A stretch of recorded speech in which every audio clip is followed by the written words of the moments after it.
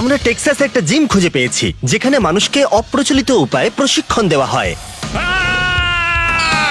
ওই দিনটার কথা ভাবো যেদিন ভেবেছিলি আর কিছু করার নেই।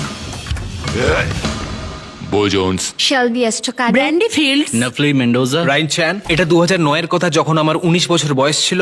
4 বছর আগের কথা। সবকিছু পরিবর্তন হয়ে যায়। আমি একটা ল্যান্ডমাইনে পা রেখেছিলাম, আমার দুটো পাই বাদ গেছিল। আমি একটা ট্রিপল অ্যাওর্টিক অ্যানারিজমে ভুগছি।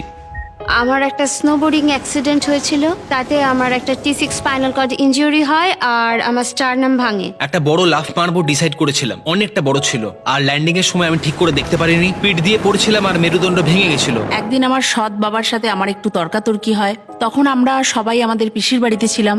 বাবা খুবই রেগে যায় আর তখনই সেখান থেকে বেরিয়ে যায়। আর মনে হয় 2 ঘন্টা পরে আমি আর আমার মা গাড়িতে করে বাড়িতে যাই। বাবা আমাদের জন্য অপেক্ষা করছিল। তারপর বাড়ি পৌঁছাই আর আমার মা চাবি খুলে ভেতরে ঢোকে। তারপর বাবা চেয়ার থেকে উঠে দরজার দিকে আসতে শুরু করলো। তারপর আমি শুধু শুনতে পেলাম না না না আর একটা গুলির শব্দ। আমার দৃষ্টিকোণ থেকে আমি ভেবেছিলাম যে বাবা আমার মাকে গুলি করেছে। আর আমি যেই দরজা খুলি, সে বিনা দ্বিধায় আমাকে 3 বার গুলি করে।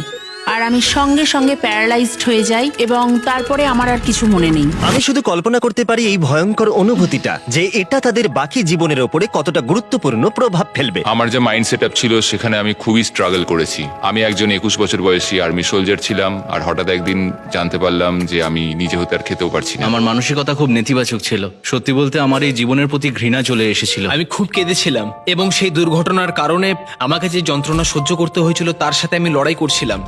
সব সময় নিজেকে প্রশ্ন করছিলাম, এই জীবনে আমার বেঁচে থেকে কি হবে, মানে এই জীবন কি বেঁচে থাকার যোগ্য? আমি একজন অ্যাম্পিউটি হিসেবে জুজুৎসু করতাম, আর এটা নিয়ে আমি এগোতে চেয়েছিলাম। একদিন আমি ট্রেনিং করছিলাম এবং সেদিন সেই ট্রেনিংটা খুব বাজে হয়েছিল। আমি তারপর গাড়িতে ফিরে যাই আর আমি নিজেকে শেষ করতে চাইছিলাম। অ্যাক্সিডেন্টের পর প্রায় 10 বছর ধরে আমি এইভাবেই ঘুম থেকে উঠেছি, আর প্রত্যেকদিনই মনে হয়েছে আজকেই আমি নিজেকে শেষ আমার করব। মনে আছে ঘুম থেকে উঠে দেখি আইসিইউতে আছি এবং তারা আমাকে বলেছিল আমার বুক থেকে পুরোটা প্যারালাইজড। কিন্তু এর পরেও তাদের জীবনে এমন কিছু ঘটেছিল যে তাদের হতাশা অনেক গুণ বেড়ে গেছিল, কিন্তু তারা হাল না ছাড়ার সিদ্ধান্ত নিয়েছিল। তারা কঠিন লড়াই করে নিজেদেরকে উন্নত করবে বলে ঠিক করেছিল। আমি সঙ্গে সঙ্গে তাদের বললাম আমি হাঁটতে যাচ্ছি এবং 6 দিন পরে আমি আমার ডান পায়ের বুড়ো আঙুল নাড়াতে শুরু করি। আর আমার মনে আছে আমি প্রথম পা রেখেছিলাম 11ই জুলাই। তবে আমি মাটিতে পা রেখেছিলাম সাহায্য নিয়ে, কিন্তু তবুও ওটা আমার প্রথম পদক্ষেপ ছিল। যদি আমি অতীতে গিয়ে নিজেকে বলতে পারতাম যে আমি ঠিক হয়ে যাব, তাহলে আমি ওটা একদম বিশ্বাস করতাম না। আর বিশেষ করে এটা যে আমি একদিন প্লেন ওড়াতে পারবো এবং আমি আমার সব থেকে ভালো বন্ধুর সাথে একটা কোম্পানি শুরু করব এবং বাবা মা আমার উপর গর্বিত হবে। আমি সেই সব মানুষের সাথেই মেশা শুরু করলাম যারা আমাকে পজিটিভ ফিল করাতো। আমি কখনোই নিজেকে সেই রকম ভাবে অসহায় এবং দুর্বল অনুভব করতে চাই না। আমার নিজের জন্য কষ্ট পাওয়া বন্ধ করতে হয়েছিল। আমরা যেগুলো করতে পারি আর করতে পারি না সেই বিষয় নিয়ে কথা বলি, কিন্তু আমি বিশ্বাস করি এমন কিছু নেই যা আমরা করতে পারি না। শুধু একটা গুরুত্বপূর্ণ উপায় খুঁজতে এই হবে। সমস্ত অ্যাথলিটদের মানসিকতা পরিবর্তনের কারণ ছিল একটা জিম যার নাম ছিল এটিএফ। 10 বছর আগে এটি প্রতিষ্ঠা করেছিলেন ডেভিড ভোবোরা, একজন প্রাক্তন এনএফএল প্লেয়ার, যিনি একটি সুযোগ পেয়েছিলেন যা সবকিছু বদলে দিয়েছিল। আমি যদি এটা বলতে পারতাম যে এটা একটা খুব বড় বিজনেস প্ল্যান, কিন্তু এটা নয়। তিনি যখন প্রথম শুরু করেছিলেন এটা, তিনি ট্রাভিস মিলসের সাথে দেখা করেছিলেন। তিনি একজন অ্যাম্পিউটি ছিলেন যিনি যুদ্ধে তার 4টি অঙ্গ হারিয়েছিলেন। আমি ডিরেক্টলি ওর কাছে গেলাম কোনো হেজিটেশন ছাড়া, আর চোখে চোখ রেখে জিজ্ঞেস করলাম এক হাতে কতগুলো বেঞ্চ প্রেস মারতে পারবে। আর ও এটা শুনে বলল, তুমি কি বললে আমাকে? ও হাসলো আর বলল যে কেউ আমার কাছে এসে এরকম কথা আমাকে জিজ্ঞেস করে না। আমি ওকে দিয়ে শুরু করলাম, তারপর আরেকজনকে পেলাম, তারপর 10 জন, তারপর 20 জন। তারপর আমি নিজেকে বোঝালাম যে এবার আর পিছিয়ে আসতে পারবো না। কিন্তু ডেভিডের মতো আর কেউ কি এসব করবার জন্য এনএফএল এর মতো কেরিয়ার ছেড়ে দেয়? তবে এর উত্তরটা অতীতে রয়েছে। 16 বছর আগে ডেভিড ভোবোরা এনএফএল এ তার কেরিয়ার শুরু করেছিলেন এবং খুব অল্প সময়ের মধ্যেই তিনি খ্যাতি অর্জন করেছিলেন। কিন্তু হঠাৎই এই সমস্ত সম্ভাবনা একটা বড় প্রশ্নচিহ্নের মুখে পড়ে গেছিল। কাঁধে ভয়ঙ্করভাবে আঘাত লাগার ফলে ডেভিডকে হসপিটালে ভর্তি করা হয়েছিল এবং তাকে পেন কিলার দেওয়া হয়েছিল, এবং তিনি ওপিওড ক্রাইসিসে আক্রান্ত 16 মিলিয়ন মানুষদের মধ্যে একজন হয়ে গেছিলেন। এবং রিহ্যাবে যাওয়ার পরে এটা পরিষ্কার হয়ে যায় যে তার প্রো ফুটবল খেলা বন্ধ হতে চলেছে। আমি প্রায় অনেক রকমের ড্রাগস জীবনে ইউজ করেছি, আর এমন কোনো ড্রাগ নেই যেটা আমেরিকান প্রো ফুটবলের থেকে বেশি পাওয়ারফুল। ট্যাকেল করা, স্টেডিয়াম থেকে চেল্লানো, এর থেকে ভালো অনুভূতি আর কিছুতেই নেই। তোমার মনে হবে যেন তুমি আকাশের মধ্যে রয়েছো, তুমি সবচেয়ে শক্তিশালী, সবচেয়ে পাওয়ারফুল। আমার দারুণ লাগতো, কিন্তু সেটা কিছুক্ষণের জন্যই। আর তখনই আমার মনে হতো আবার এই অনুভূতিটা পেতে গেলে আমার ড্রাগস নিতেই হবে। ওটাতে আর আমি এখন যা করছি তার মধ্যে পার্থক্য হলো, যখন কেউ ওই বেলটা বাজায় তখন আমি বুঝতে পারি যে আমি কিছু করতে পেরেছি কারোর জন্য। আর এই অনুভূতিটা সত্যি অসাধারণ, এবং এই অনুভূতিটা যখন হয় তখন আমি বুঝতে পারি যে আমি ঠিক জায়গায় আছি, ঠিক সময় আছি। শুধু পার্থক্য এটাই যে এই অনুভূতিটা আমার কাছে থেকে যায়। এই জিমটা নিয়ে আমার ভাবনা এটাই যে আমি কখনোই ওদের জন্য পৃথিবীটাকে বদলাতে পারবো না, কিন্তু আমি ওদেরকে পৃথিবীর জন্য বদলাতেই পারি।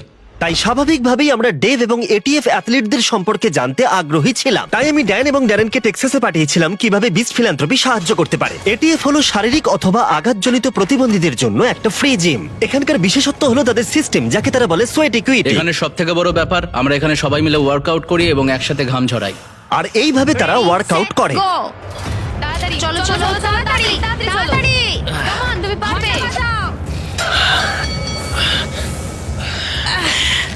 একই অনুভূতির লোকেরা একে অপরকে সাহায্য করার অভিজ্ঞতাটাই আলাদা, কারণ তারা একে অপরের অসুবিধাটা বুঝতে পারে। এই শেয়ার্ড এক্সপিরিয়েন্স আর আন্ডারস্ট্যান্ডিং অ্যাথলিটসদের একটা এমন কমিউনিটির জন্ম দিয়েছে যাতে এক একজন ব্যক্তি তাদের হাইয়েস্ট পটেনশিয়ালে পৌঁছতে পারে।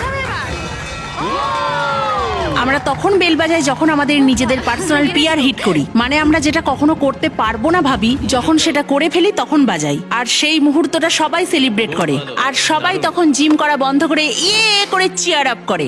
এটা আমাদের জন্য একটা খুবই ইম্পর্ট্যান্ট লেসন, যে আমাদের নিজেদের লড়াই এবং অ্যাচিভমেন্ট অন্য কারুর মনোবল বাড়াতে সাহায্য করছে। কখনো এটা মনে হয় যে অন্যদের সাহায্য করতে গিয়ে আমরা নিজেদেরকেই সাহায্য করছি। আমি অ্যাডাপটিভ ট্রেনিং ফাউন্ডেশনে আসার একটা সুযোগ পেয়েছি, আর এটা আমার জীবনটাই বদলে দিয়েছে। যখন ওয়ার্কআউট প্রায় শেষ, তখন ব্র্যান্ডি একটা নতুন পার্সোনাল ওয়েট লিফটিং রেকর্ড করার চেষ্টা করছিল। আমার মনে হচ্ছিল আমি পারবো না, কিন্তু তাও আমি চেষ্টা করলাম। আরেকটুর জন্য হলো না। সবাই আমার কাছে চলে এসেছিল আর আমাকে চিয়ার আপ করছিল। তুমি পারবে। আমি অনেক চলো। সাপোর্ট পেয়েছি। আমার তখন মনে হচ্ছিল যে এই ওয়েটটাকে তোলার জন্য আমি সবকিছু করতে পারি। চলো চলো, হয়ে যাবে, চলো চলো আরেকটু চলো। এই তো, তুমি পেরেছো, খুব ভালো, তুমি পেরেছো ব্র্যান্ডি। আমার গর্ব এদের মধ্যে হচ্ছে। থেকে প্রত্যেকে এটা ঠিক করেছে যে তারা নিজে থেকে হার মানবে না, আশা ছাড়বে না, ভেঙে পড়বে না, বরঞ্চ তারা উঠে দাঁড়াবে এবং এই যে নতুন পরিস্থিতি যা তাদের সামনে এসেছে তার তারা সম্মুখীন হবে। তুমি পেরেছো। আমি পেরেছিলাম, আর আমার সত্যি দারুণ লাগছিল। এটা এমন একটা জিনিস ছিল যেটা আমি ভাবিনি কোনোদিনও করতে পারবো। কিন্তু 220 পাউন্ড তোলা খুব একটা সহজ ছিল না। এই সমস্ত অ্যাথলিটদের অবিশ্বাস্য মনোবল দেখার পরে আমরা ঠিক করেছিলাম ডেভ এবং এটিএফ জিমকে কিছু একটা সারপ্রাইজ দেব। আর তার জন্য ড্যান এবং ড্যানেন একটা গেম সেট আপ করলো। নিয়মটা বুঝে নাও, এদিকে এসো। যতবার তুমি এটা আমার হাতে ক্যাচ দিতে পারবে, প্রত্যেকবার আমি তোমাকে $50,000 করে দেব। $50,000 যদি তুমি ধরতে পারো। যতবার তুমি মিস করবে তুমি আমাকে $1,000 করে দেবে। কতটা দূর থেকে ছুটতে হবে? তুমি যেখান থেকে খুশি ছুটতে পারো।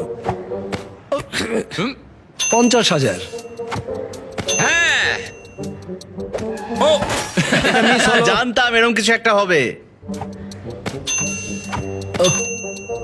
লাস্ট থ্রোটা ডেভিডকে ড্যানের উপরে নির্ভর করে থাকতে হবে, কারণ ড্যারেনের কাছে একটা টুইস্ট ছিল। যদি ড্যান মিস করে তাহলে তুমি কিচ্ছু পাবে না।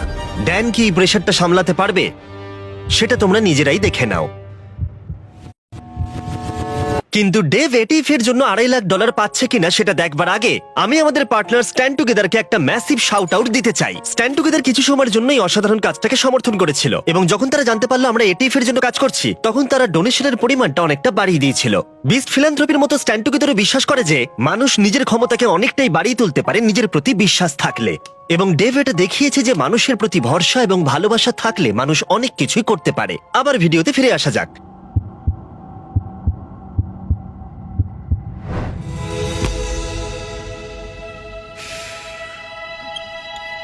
এই যে তুমি এইটা জিতে নিয়েছো। তুই সত্যি বলছো? আমি এটাকে পুরো $2.5 লাখ করে দেবো। তুমি খুব ভালো কাজ করছো। আমি তো তোমাদের দুজনকে অনেক অনেক ধন্যবাদ। একটা প্রবাদ আছে যে চরিত্র লোহার মতো হয় আর সেটাকে আগুনে পুড়িয়ে তৈরি করতে হয়। এনাদের মধ্যে অনেকেই এটা বলেছিলেন যে তারা যদি কখনো সুযোগ পান তারা সময়ে পেছনে গিয়ে তাদের সঙ্গে যে দুর্ঘটনা ঘটেছে সেটা তারা আটকাতে চান না। আর এটা খুবই আশ্চর্যের ব্যাপার। এটা আমার কাছে খুব ইন্সপায়ারিং ঘটনা, আর আমি যতবার শুনি আমার গায়ে কাঁটা দিয়ে ওঠে। পৃথিবীতে কোনো কিছুই কোনো কারণ ছাড়া ঘটে না। আমি যদি বোমটার ওপর পা না রাখতাম আমি কখনো জানতেই পারতাম না যে আমি নিজে হতে ঠিক কি কি করতে পারি, আর তার সাথে এটাও বুঝতে পারতাম না যে আমি পৃথিবীকে কতটা পজিটিভলি ইনফ্লুয়েন্স করতে পারি। আমার ইনজুরি হওয়ার পর থেকে আমি এখন যে অবস্থায় আছি, এখন আমার পৃথিবীতে বেঁচে থাকার উদ্দেশ্য রয়েছে, আর এখন আমার মনে হয় আমি আগের থেকে অনেক বেশি শক্তিশালী। এই ট্রমাগুলি তাদের জীবনে যে কোনো অবস্থায় যে কোনো বাধার সম্মুখীন হওয়া এবং কখনো হাল না ছেড়ে দেওয়ার শিক্ষাই দিয়েছে। আমাদেরও এদের থেকে শিক্ষা নেওয়া উচিত। আমরা যেন কোনো অবস্থাতেই হাল না ছেড়ে দিই আর কোনো বাধার সম্মুখীন হতেই ভয় না পাই। কখনো হাল ছাড়বে না, তাহলেই তুমি তোমার ভেতরের শক্তিকে অনুভব করতে পারবে। ডেভ এই $20 মিলিয়ন দিয়ে এরকম আরো সেন্টার খুলতে চায় যেখানে ও আরো অ্যাথলিটদের ট্রেন করতে পারবে, যেখানে তাদের সাহায্য করতে পারবে এবং আরো অ্যাডাপটিভ অ্যাথলিট কোচেস তৈরি করতে পারবে যারা এই প্রোগ্রামটাকে নিজেদের মনে করবে। তাই প্লিজ ডোনেট বাটনে ক্লিক করুন বা ডেসক্রিপশনের লিংকে যান এই পরিকল্পনাকে বাস্তবায়িত করতে। লিংক ডেসক্রিপশনে দেওয়া